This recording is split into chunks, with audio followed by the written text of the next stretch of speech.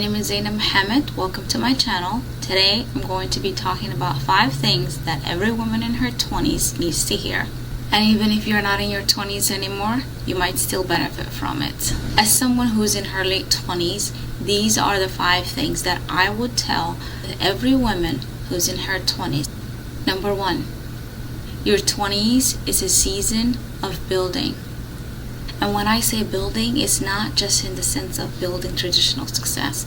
I am talking about building your self-esteem.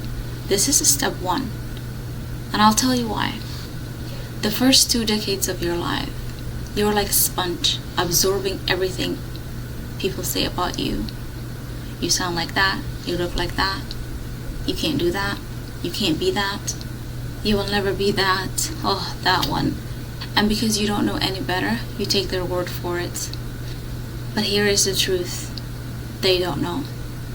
They don't know your potential. They don't know what you can be or you cannot be. They shouldn't be assigning their own insecurities onto you. God created you perfectly the way you are. And there's always room for improvement on things that we can improve upon. But that should come from you, not as a result of insecurity that people projected onto you. First 2 decades of your life. So I hope we're clear on why we need to build our self-esteem. Not because we're broken, but because we didn't know any better. We were kids, and whatever we were told about ourselves is exactly what we believed about ourselves. And that is okay. But in our 20s, we get to decide. We get to decide, and we get to unlearn all the voices within us. Figure out what we like, what we don't like, what we value, all of it. Self-esteem by definition is confidence in one's ability, in one's self, in one's worthiness. The fact that you're created, the fact that God created you, means you're worthy. You don't need anything else other than that. Self-confidence is different because that's in relation to a specific thing. I'm confident at cooking. I'm confident at speaking. I'm confident at school. Like, it's in relation to something that requires practice, a skill. But self-esteem speaks to your worthiness, and your worthiness is never in question. But in your 20s, that might not be the truth. Especially in your early 20s, that might not be the truth for you. Because like I said, people tell you more about you in those 2 decades. So yeah, lock in and understand that you are worthy. God created you, fashioned you in the best way. If the entire world comes together, they cannot create the same you. So understand that and lock it in. Number 2, build your education. This is the season to be educated. Whether it's a degree, whether it's a skill set, it's up to you. You decide. You get to decide. And education will help you not just earn, but also it expands your worldview, your perspective. And that is valuable. And this took me a minute to decide because I thought if I pick one thing, if I pick one major, I'm going to be stuck with it for life. But no, you're not. Pick something right now that aligns with you, and if you change your mind in your 30s, in your 40s, you're allowed to. Because it's your life. You get to make the calls. You get to decide. And you also get to deal with the consequences. I want to be clear on that. So think through and decide, what am I going to build? Am I going to get a degree? Am I going to get a skill set that are valuable in the market? And honestly, I believe the sweet spot is choosing something that you like and something that's valuable in the marketplace that you can get paid for, either through your career or through your business. Number 3, try as many things as possible. This is the decade of exploration and experimentation. Because you don't know what you like and who you are yet, you have to try.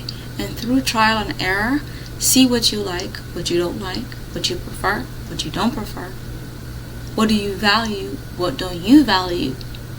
And get clarity on who you are as a person, not through the lenses of other people's projections and what they tell you about yourself in the first 2 decades, but in your own lenses, through your own trials and errors. And don't call them mistakes, because there's nothing called a mistake. Everything is for a purpose. And if you see it that way, you're more likely to see what purpose was something for than if you believe it was a mistake. You will never be able to pick out the lessons, the wisdom from. So yeah, don't box yourself in. And I'll give you an example. When I was in college for nursing. And nursing is heavy on the sciences. However, I had electives. I had elective classes, and I got to choose what I wanted to do with those elective classes. And guess what I chose? Do you think I chose another science class? No. I chose photography. I chose theater. Another funny one I did was economics, because I wanted to understand how the world works and money. And I thought, you know what, maybe economics might help me understand that. And I never disliked a course that much. I did not like economics at all. And I learned supply and demand, but that said, I did not like it. Theater though, I never thought I would like theater, honestly. But I loved it. I was not expecting, but I loved it, because it was all about the arts. How to create emotion in your audience. And it required you getting into a character that you're told about. It's so much fun. When I say experiment, I'm not talking about only in college. I'm talking about in real life too. The hobbies that you pick. I was once in a study group with a bunch of different students, different majors. We even had med school students, and someone mentioned going to Tai Chi on the weekends to deal with their stress. I said, okay, can I come along next weekend? And that's what I did. I went to Tai Chi, and the way she talked about it was like this exercise thing that will help you connect with your mind and body, and you will be just relieved from the stress of studying. I was like, sign me up, I'll come with you next weekend. I went to it and I loved it. I have never done Tai Chi. That was my first class, but because I was willing to try it, I knew what I liked. Another thing is food. As a Somali person, I grew up eating carb-heavy foods like pasta, rice, crepes, traditional Somali bread, injera, and they are carb-heavy. But when somebody else told me there's another way to eat and it has so many different benefits, I was like, you know what? Let's go try it. And I did it, and my life has changed because of it. I had so much more energy. I wasn't fatigued anymore, and I loved it. Brain fog, where? Fatigue, where? Like, all of it just vanished. So my conclusion, your 20s are a season of exploration and experimentation. Experiment as much as you can so you can gain deeper insights into yourself, into who you are, and not hear it from the world, and not allow the world to tell you who you are. The fourth thing is invest in self-education in the things that pertain to your life. This is similar to the second step, which is building your career and your education and getting skill sets that are valuable in the market.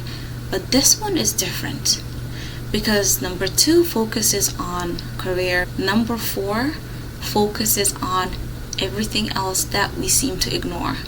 And this is mind-baffling to me, because when we go to school all our lives from young age, the reason we're doing that is to learn, to understand the world around us, and to earn an income.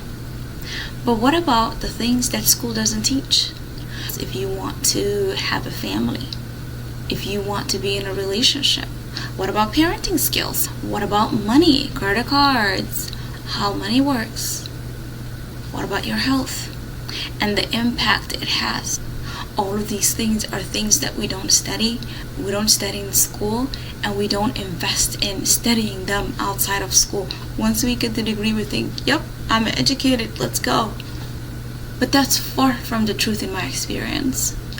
And I honestly believe people need to talk about this more often than not, because when you invest in self-education in the things that pertain to you, you flourish. You're not walking around confused and drifting to what everybody else tells you. You have already studied like you study in the classrooms. You want to get married? Invest in relational skills. Understand that you're going to be living with somebody else. You need to learn how to communicate and honor the person that you're communicating with. You want to have kids? Learn parenting skills. Don't stumble into life unprepared. And if you do, there will be consequences, and I promise you, they're not good ones, but that's not the end of the world. Even if you were not prepared and you start preparing in the middle of whatever you're doing right now, you have a higher chance of getting a better outcome than somebody who's unprepared. And I will give you an example here. When I was pregnant with my daughter in 2020, I had no idea how to take care of kids. Why? Because I am second youngest. I only have one younger brother. I haven't taken care of him because everybody else was taking care of him. I babysat my nieces here and there, but I've never taken care of them as little babies. And all of a sudden, in the middle of a pandemic, I have to take care of my baby. Yeah, shocker. So guess what? I signed up for 4 classes at the hospital that I will be delivering at to study, to understand how to care for a newborn. What are the safety things that I need to consider? Even like the car seats. That in of itself requires you to understand it. You can't just wing it. Breastfeeding, that was important to me. What do I need to know? Because if I walk into the thing by the time I give birth, when I'm already depleted, when I'm already overwhelmed, and I want to learn, then obviously that's not going to work. So I need to learn what I need to learn right now when I'm pregnant or even before. So that when I need these skills, I'm already prepared. I'm not overwhelmed. I know what to do. And even if I'm overwhelmed, I know when to seek help. So yeah, you name it. Those classes covered everything from newborn care to safety, baby proofing, sleep training, breastfeeding. I literally had a folder on my computer named baby. Because we're not going to walk into life unprepared. And this is the thing. The learning does not stop. When I got the hang of the newborn stage and I was excited and I was like, I got this, comes toddlerhood. Now you have to learn about toddlers, what to do, how to handle their tantrums, all of these different things. Even this weekend, I have a class with a psychologist about how to raise emotionally intelligent kids. Why? Because that is important. My daughter is entering a different stage. So this learning is going to keep going and going until they become adults. And then they become responsible for learning these things for themselves. But until then, it's upon us, the parents. It's our responsibility. And honestly, I hope we do a good job. Because we cannot control the outcome, but we can control our efforts. We do everything to the best of our ability and hope for the best. So to conclude on part 4, don't stop educating yourself. Your college degree means nothing when it comes to other parts of life. Learn, invest in courses and classes being offered in the community, online. Learn. Don't look at the $100, $200 courses. Don't worry about the money. Look at the wisdom and the education that you're getting that will serve you in this season of life, because every season of life requires new wisdom and you might not have it, and your parents may not have raised kids in this country. It's a different era, and different eras need different strategy. You can't do the same thing that your parents have done in another country to this country, which is not just a different country, but a different era. It doesn't work like that. And to me, that is unpreparedness. We have to prepare ourselves. I am not judging y'all. I am learning myself. But I am telling you, this is what you have to do. The person who's prepared is more likely to get better outcomes than the person who's not. So you decide, I want better outcomes in my life? Yes or no? If yes, then go and get prepared. If no, then do what everybody else has done in the past, and whatever consequences you get, then it's up to you.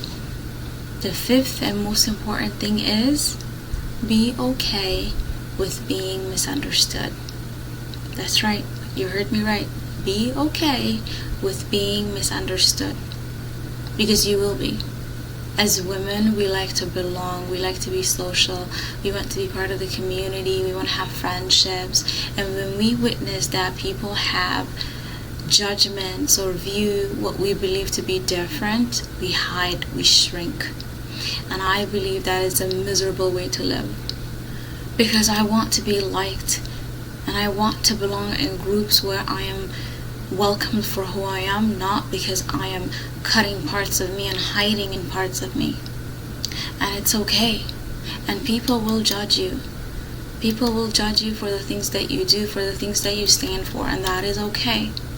It doesn't make you wrong. It just means they value something else. They have a different value system than you.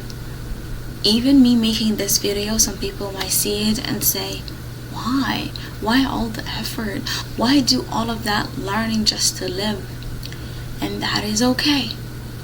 Because my highest value is living life of growth, living life of legacy, life that tomorrow when I die, I can be proud of the efforts that I have put in. And if people judge me for the things that I believe, so be it. So my challenge to you as a woman in her 20s is, number one, to build your self-esteem. It's the most important asset you'll ever have. Because when you know who you are less likely to be manipulated and taken advantage of.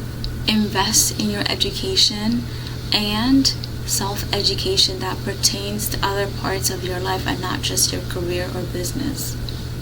Try as many things as possible to understand who you are, so that you don't learn who you are through the lenses of other people. And lastly, be okay with being misunderstood. It's just part of the human experience, and it's in human history that people are judged for what they believe in. And if you're not willing to be judged for what you believe in, then maybe it's time to question what you believe in. Watch my previous video about women are cultures of carriers, and what are we carrying? What are the values? What are the actions and behaviors and the customs that we are passing on? Refer to that video to help you figure that out. Alright? Thank you very much for watching, and subscribe to the channel for more videos like this.